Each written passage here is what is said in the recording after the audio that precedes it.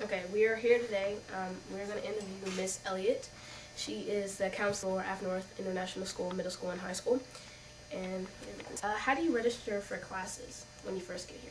When you get here, usually the parents and the family come, and I sit down with everyone. We talk about what their strengths are, what their weaker areas, talk about the school that they've come from, what they've been in before, and then we sit down and look at what are, and we set up a schedule for them. Oh, okay. That sounds easy. Hopefully it is.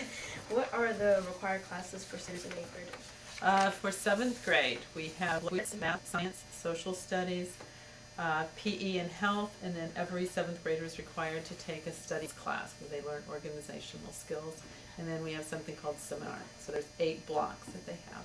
Okay, what about 8th graders? And 8th graders. We are here today with Mrs. Forbes, the principal of Afnorth Middle School and High School.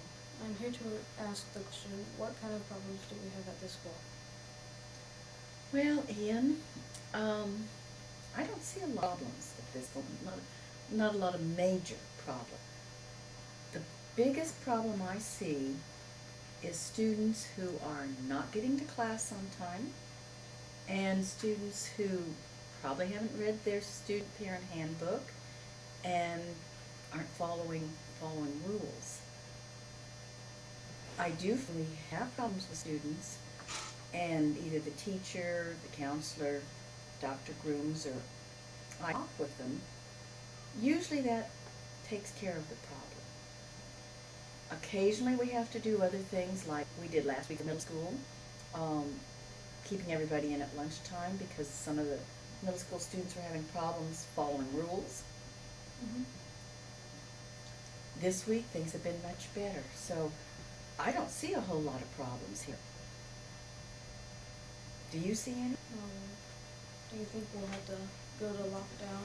Do you think middle school will have to go to lockdown again later? I would hope not. I really would hope not, but that all depends on the students. And if you see things are getting out of hand, if you can help your fellow students get back to following rules, no, I don't think we'll be like it. We don't like it, you do. Well, what would you think we could do to help the other students? Well, if you see a student doing something that you know was wrong, for example, taking water bottles and squirting at each other outside, remind them to stop, remind them to throw them away, remind them when they're taking them out, they shouldn't even be out there, put them away. But I think students can help each other follow rules so that nobody has a problem. Okay. Okay? Mm-hmm. Thank you. You're welcome. Thank you. Mm-hmm. Day. So on an A day, for instance, we have periods 1 to 4, and on B days we have periods 5 to 8. And so they alternate. So one week you will have A day, B day, A day, B day, A. Mm-hmm. Then the next week it will be B day, A day, B day, A day, B.